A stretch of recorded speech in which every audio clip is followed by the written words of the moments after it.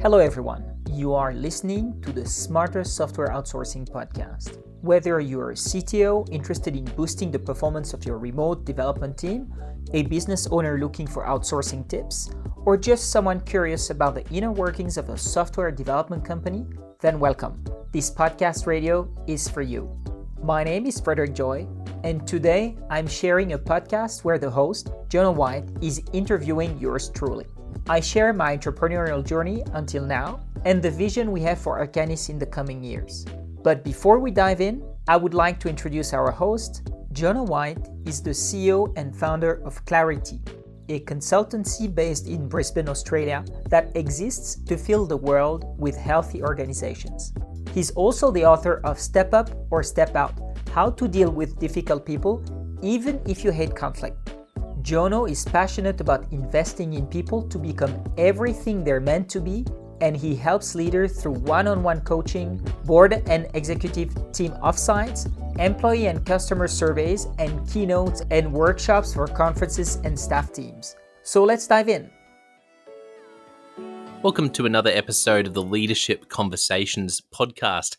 Today's guest is Frederic Joye. Frederic is the co-founder and chief growth officer of Arcanys, and I am really pumped to get to know him and for our listeners to get to know him too. So, Fred, welcome to the podcast.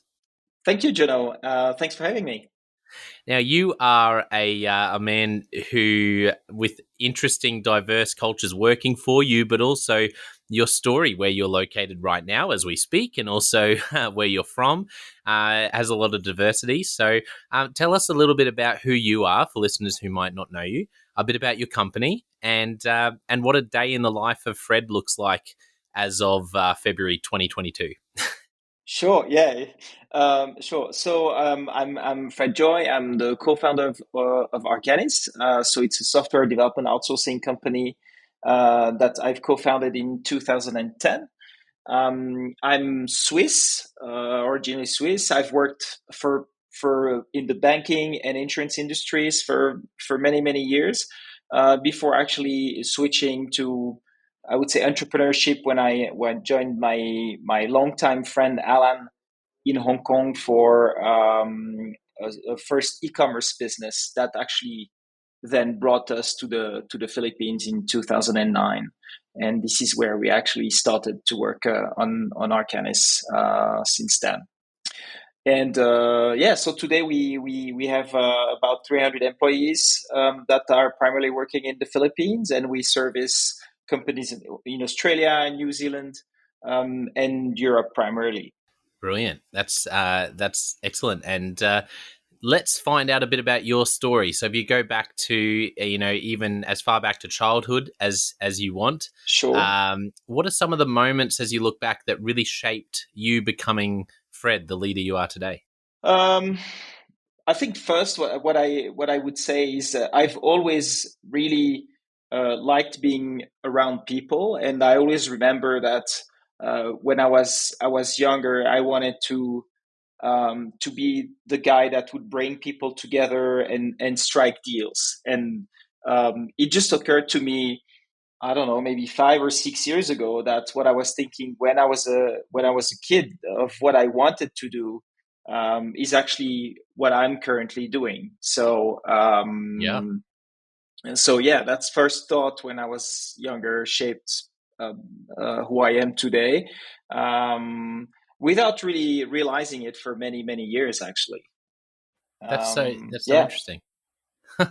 And but I realized that a lot of people actually, when I ask them how, the same question as you asked me just now, tell me kind of the same thing, where they always envision themselves in something similar to what they are doing at the moment.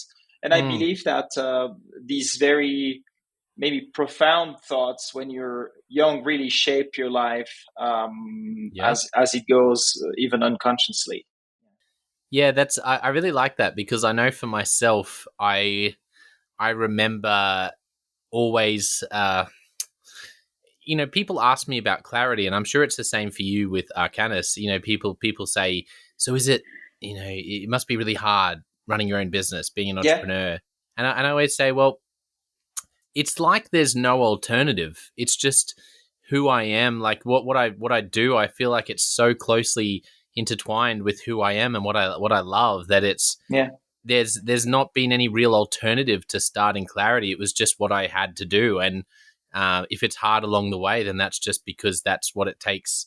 And it's sort of it's very caught up in how I'm wired. I just feel like what I'm doing is almost an extension of who I am. Does that resonate with you? Yeah, 100%. So I wouldn't say I was. So there's the part of the leadership, and there's the part of the entrepreneurship in what we are doing. And I always thought I would become a leader. I was drawn to that, into not into managing people, but more like into driving or giving direction to what I thought was my mission. And that was actually the first thing that happened to me when I actually failed my law studies. I started and I failed 3 years in a row. So at some point, my parents told me, "Look, uh, you're gonna start working. We can't just keep on having you at home and not studying." And I got hired as an intern for this insurance company.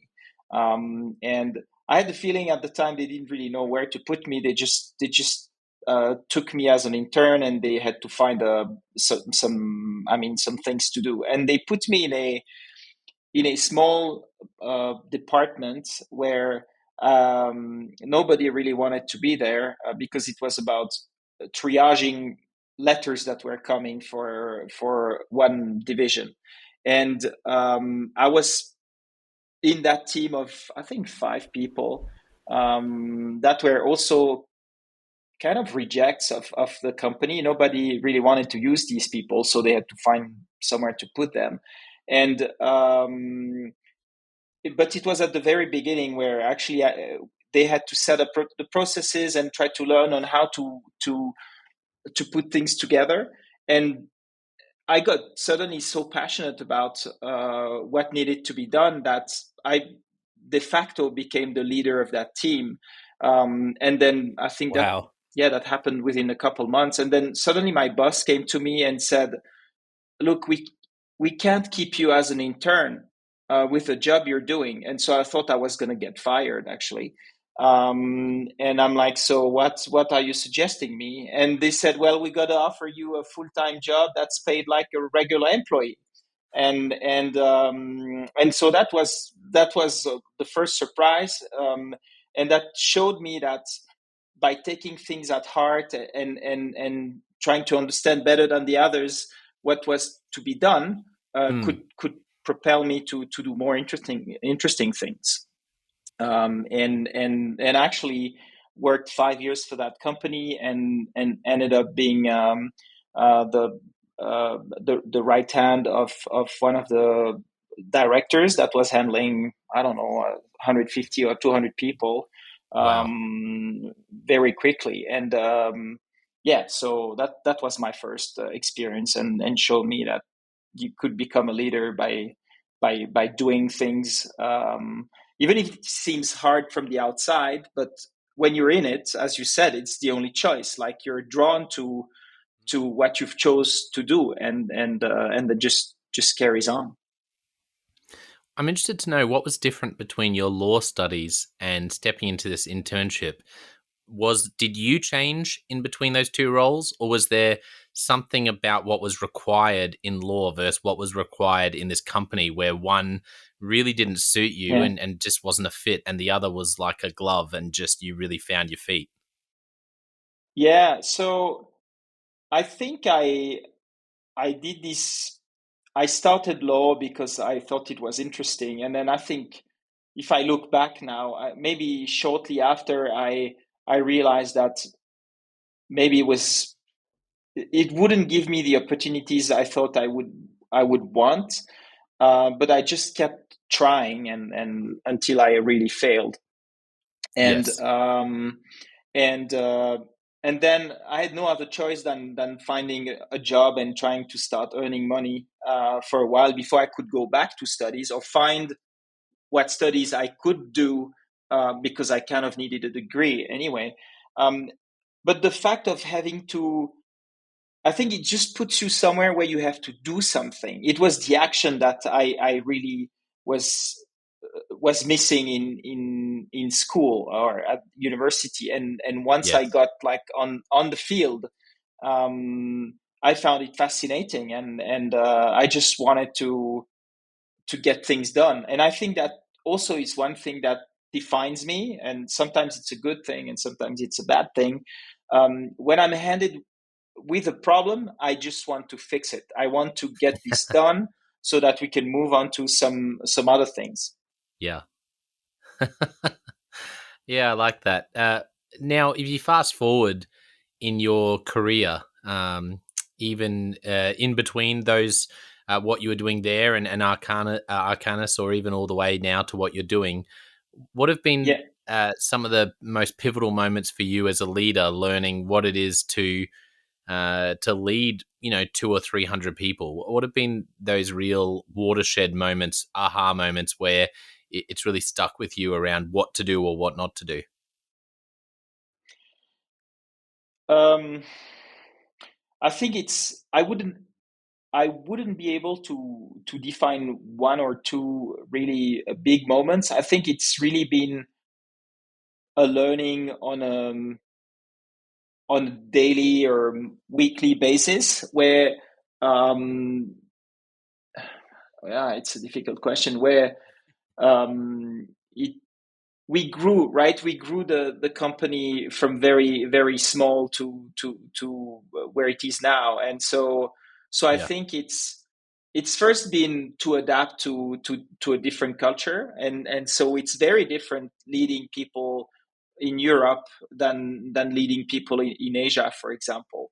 And so I think it's been really, that was first I would think the cultural shock of how to lead people in Asia.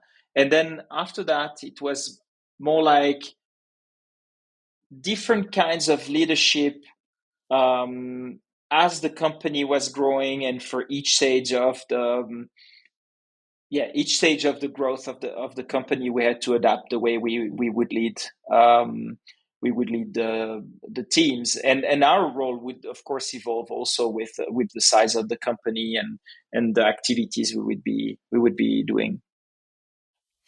Yeah, I think that you've mentioned a lot of great things in there that I can see would be challenging. As an entrepreneur, previously you led in other people's organizations. Now you and your Yeah, friend, you start this on your own. Tell me a yeah. little bit about that journey. Tell our listeners about particularly for those leaders out there who might be considering starting something of their own. They've led at high capacity even, but doing something of their own. How did you start Arcanus? Can you tell us a little bit about that? Yeah, so I think I always had this entrepreneurial will for a long time, but I never really dared, or I never had the opportunity to try anything when I was in Switzerland. So I was just leading things in other people's companies. Yes. And um, for many years, I would tell my now business partner Alan that I would come visit him in Hong Kong because he had a very successful company from 2002 to 2007 when he exited. Yes. And I would tell him many times, yeah, I'll come visit you, and I didn't really have time because I was working so much and I was studying business then at that time. But after I finished my studies, I paid him a visit and to in Hong Kong. And after a few days of basically we were just hanging out. He wasn't working that much because he exited, but he was working on some ideas. He asked me if I wanted to join him in his venture, in his new venture that he recently had actually started. And I think this was like the moment for me where I realized like this guy who had set up a really big business before that exited with venture capital firms like Goldman Sachs and all for hundreds of millions of dollars is asking me to join him and work with him. So I'm like, of course I'm going to take that opportunity and try something less boring than I thought was banking and insurance in Yes. Switzerland. I felt no passion in what I was doing anymore, and so this came really at the right point. And so I joined him then. Can I ask? Sorry to interrupt, but Yes, yeah, what did Alan see in you? If you think back to that invitation, what was it that yeah. he saw in you, and how did you feel when he invited you? Coming when you felt so, you'd really lost the passion for what you were doing, and you were obviously looking for something new. I'd love to hear what he saw in you, and how it felt to have that invitation. Yeah, so well, um, so first it completely surprised me because when I paid him a visit, it was just a friendly visit. Eh, but I think what he saw in me was we had this long-standing relationship, and every year when he would come back to Switzerland, we would spend time together. And so I think the first thing is the loyalty. The loyalty of the friendship, and we always got really along really well. And he also knew, because I kept repeating this over the years, that I kind of wanted to try something else than Switzerland. Yes. And he just started this new business, and I think he maybe also felt a bit lonely in that venture, and so he thought like, okay, I know Fred, he's a good guy, he knows my background, um, and so I'm going to ask him if he wants to take the challenge. And it took me about 35 seconds to decide whether I wanted to come. And so I said yes. And 3 months later, I had sold everything I had in Switzerland and moved to Hong Wow, Kong to work with Alan. Yeah. that's Um, incredible. yeah, it was really incredible and unexpected. And but I thought that was, if I had missed that opportunity, um, uh, it would have, I wouldn't be, of course, where I was, where I am today. And actually, the funny thing, now I think about it, he asked me in 2002 if I wanted to work with him, and I had refused because I had just started my first job. Yeah. So I didn't join him at that time. But 8 years later, he asked me again, and that's when I joined. Wow. And so Yeah, what happened next? You sold everything, you moved to Hong Kong. What was the next yeah, sort of step for you and Alan and for the company to take off? yeah. So he was running an e-commerce company, or that was buying and selling game accounts, from like World of Warcraft and EverQuest and these games. And so we were a marketplace and buying and selling these game accounts. And I think about 9 months into our collaboration, we heard about someone who wanted to sell a business in the same um, industry that was located in the Philippines, and we were struggling with the cost of living in Hong Kong and the cost of, the personnel, and also it was very difficult for us to find software developers in Hong Kong. Sure. And when we heard about this opportunity in the Philippines to have a look at this small business and maybe purchase it, then we looked at it and discovered that Filipinos have really great English skills, much better than we had in Hong Kong. And we were servicing mostly the US market, so it was very important for us to have a good English level. Yeah. Um, and and yeah, a couple months down the road, we decided that we'd purchase this business, and then I think a couple months after that, we decided that we would actually completely relocate all the operations from Hong Kong to the Philippines. Wow. This didn't really solve our business problems, where the industry of the gaming industry was changing, so the business model we had was not viable anymore. Sure. And uh, and I think in mid 2010, I just didn't see us continuing in this business, and I was actually scared because I'm like, okay, if this business is going under, um, then I have to go back to Switzerland, because that's the end of the story. And Yeah. we we had one discussion one night at the pizzeria with Alan, and I said, "Look, we got to find something else to do, because otherwise I'm going back to Switzerland, and I don't want to." And I think that very same night we discussed, and we said, "Okay, let's try to go into outsourcing." And the reason is that when we hired our first developers for that e-commerce business, a lot of our other entrepreneur friends were asking us about the talent in the Philippines for software developers. And so we were already trying to find developers for our friends, Sure. but hadn't really established officially Arcanys. But that night we said, okay, this is that direction we're going to take. We're going into outsourcing, and we can. I mean, Alan had this name in his mind for many years. So he said, okay, my next business is going to be named Arcanys. So that's how Arcanys kind of like is born. It was very easy for us to distribute the roles because it was just the two of us. Yeah. And when I asked who is going to do sales, Alan said, "I'm doing operations." So I knew my job was to sell our services, and I had never sold anything before, but Wow. that's how it went. What an incredible story. So it really came out of a necessity to pivot, and was a problem that you had experienced, and that was part of the reason you were looking at this. You were looking at this business in the Philippines, and also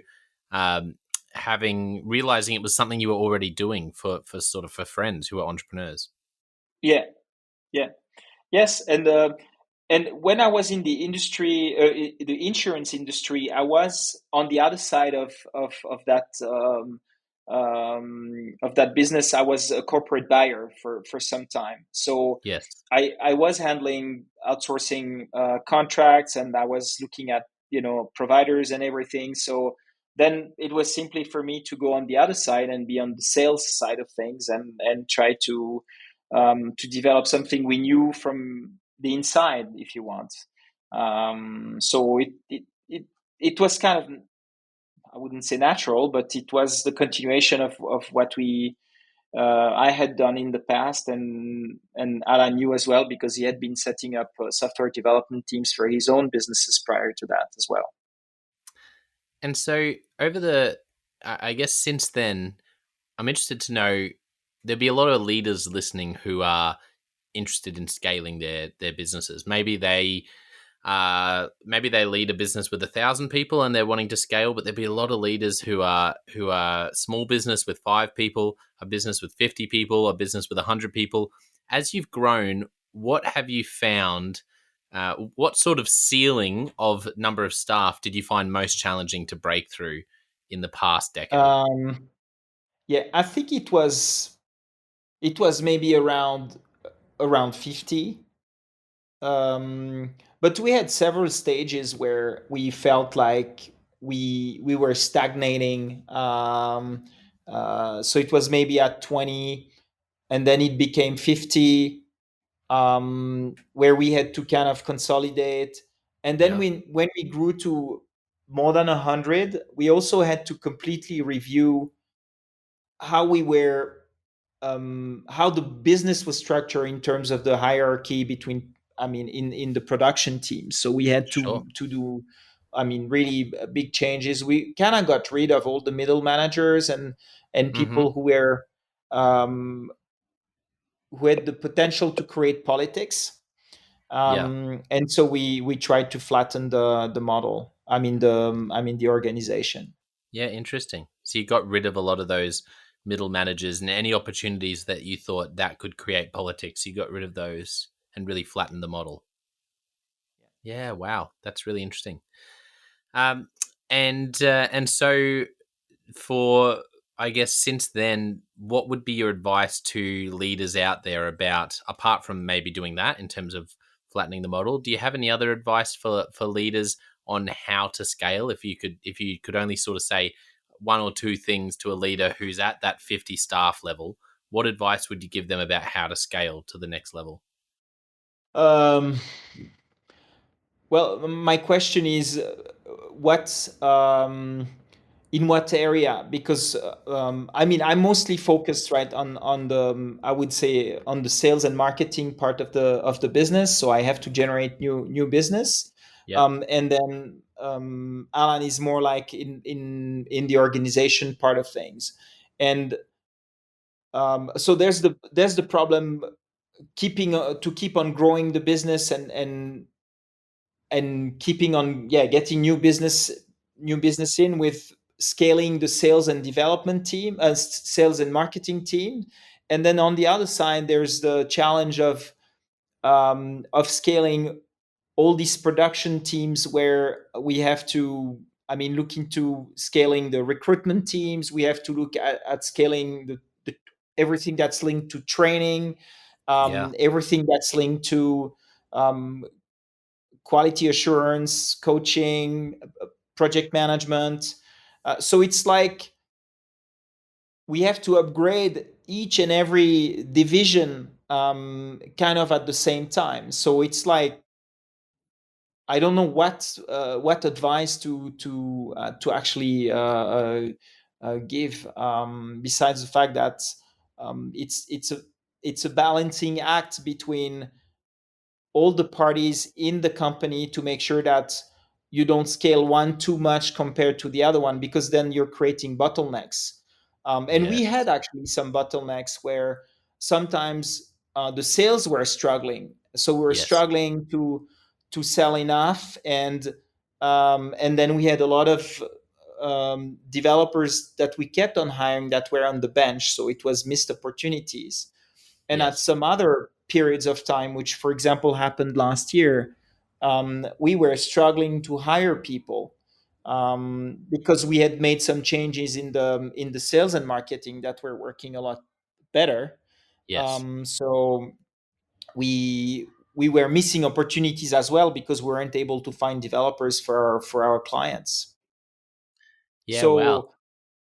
So yeah, my advice would be to make sure that you're always balancing um, all the departments that could play together. Yeah, that's great advice, Fred. And avoiding bottlenecks, and or if you identify a bottleneck, trying to clear it out as quickly as possible, and try to That's try right. to build things in a balanced approach. Wonderful to learn a bit of the story, your story, and and the business. Let's do Leadership Express. Are you ready? Yeah, sure. Yeah. Okay. Firstly, what's a book that you've gifted to other people? From good to great, Yes. and principles by Ray Dalio. Yeah. Oh, two brilliant recommendations. Any podcasts or any other sources that you're reading, watching, listening to at the moment? Yeah, so in terms of the podcast, I'm a big fan of podcasts, and I have a few that I really enjoy. So one is really marketing oriented. Is demand state of demand gen by a guy called Chris Walker. So it's like really, I would say radical ideas about demand generation in terms of marketing.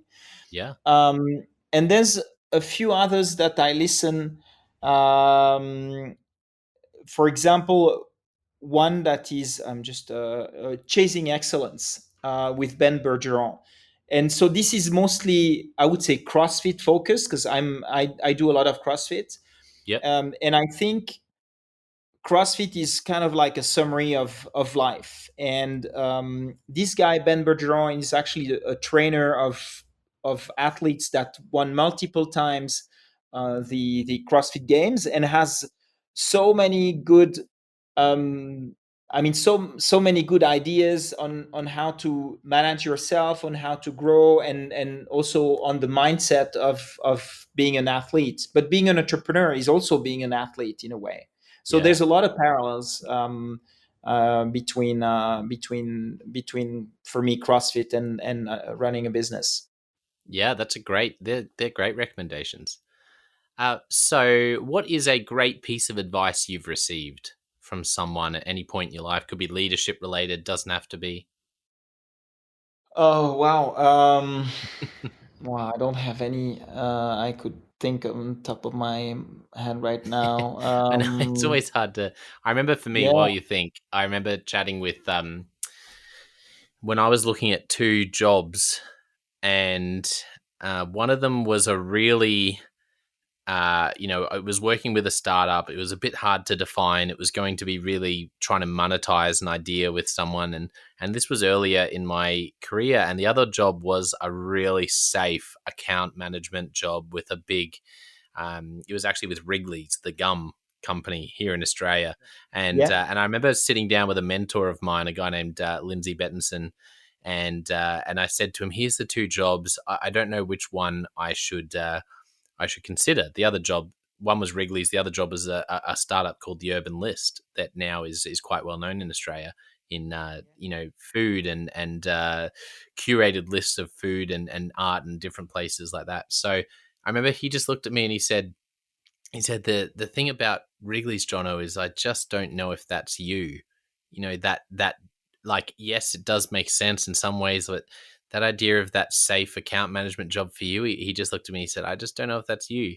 And it was so tempting to take that job, but I remember that advice around actually looking at the jobs and going, which fits me better, and realizing how entrepreneurial I am. And I ended up loving my time at the Urban List. So that's one that comes to mind for me. Has anything come to mind? Um, yeah, I think it's when I was I studied business after I failed my law degrees and started my internship, and then started for this insurance company. And at the same time, I was studying business in another school, and I think one of we had these teachers. They were like the business or these entrepreneurship teachers actually, and I think they were always repeating that we got to grab opportunities when they come, and so that's what I think has shaped the way I've decided to, for example, accept Alan's offer. Is like I felt okay, this was something I couldn't miss, and it still applies today with everything we do in terms of the clients that we see, of course, but more recently we are doing a lot of investment in startups with what we call Arcanys Ventures, and so we are looking at many opportunities on a daily or weekly basis, and we just have to pick which one we're going to take and make sure we don't miss it. Yeah, I love that. That's great. That's great advice. Any movies or TV shows that really impacted you? Um, wow. Um, It doesn't have to well, be I can't, leadership related. I know it's yeah, funny, but for me, I remember watching the musical La La Land, yeah, and I yeah, yeah. remember just the story around stepping out. It's actually just like it's a bit of a tragic story in some ways, but there was something about that idea of the characters stepping out and just going for it that for me was yeah, just I can't remember if it was around the time. I can't remember what was happening around the time, but I found it really inspirational, and I just walked out of that cinema. I watched it in the movies and just really walked out just pumped to grow clarity. So yeah, I don't know. Anything come Yeah. to mind for you, Fred? Yeah, it's most like a how do you call that? Do you know Largo Winch? Lager Winch. Not off the top of It's my head. okay. It's a comic, a Belgian comic book, and it's Yeah. a series of comic books for picturing a the son of a very wealthy man that inherits the business of his dad, and so he has to fix plenty of problems to actually keep on the business ongoing. And I was just always, every time a new chapter would come out, I'd be super excited because it was about business. It was about this guy traveling the world to, grow the business and yeah, and grow as a person as well. So I would say I like the, yeah, I like this one. Yeah, I love that's a wonderful recommendation. Thank you for sharing that. That's fantastic. Um, well, for those who are really interested in what you do and maybe in you and who you are, how can people find you online, Twitter or LinkedIn, and for the company, how can they find you online, Fred? Yeah, so I think mostly LinkedIn for both. So my LinkedIn is Frederic Joye, and for the company Arcanys as well on LinkedIn, we publish a lot of stuff on there. And I also have a podcast called Smarter Outsourcing, where we Hmm. actually discuss about mostly questions around software development outsourcing or remote team management, how to choose your provider, or questions about managing developers and legal issues and things like that. Yeah, fantastic. That's great. Well, I just want to thank our listeners for tuning in. It's been another excellent episode. Don't forget you can find me on a couple of other podcasts, the Jonno White Leadership Podcast, where I give tips around well-being and a bunch of other things, and also leadership question of the day, a different question every day to grow your leadership. But I want to finish today by saying a massive thank you to Fred for coming on, for sharing your story and the story of your company. It's been a joy to learn about both, and I think Thank you, listeners are Jonno. really going to enjoy it. So thank you so much, Fred. Thank you as well. It's been really a pleasure being on the show. And that's it for today. To find out more about Jonno, check out the Leadership Conversations podcast, which has more than 70 interviews between Jonno and great leaders from around the world. You can also find his book, Step Up or Step Out, on Amazon. Plus, he has a special offer which includes 5 free bonuses if you would like to jump in and download the ebook rather than a physical book by going to store.consultclarity.org/book. And you can find him on all social channels under Jonno White. He's particularly active on LinkedIn, or you can get in contact at his website consultclarity.org. Lastly, thank you so much for listening, and I hope you enjoyed this discussion as much as I did. Please don't hesitate to subscribe or review this podcast on your favorite channel. It means a lot to us. And feel free to reach out directly on LinkedIn at linkedin.com/FredJoye or at fred@arcanys.com. Until next time.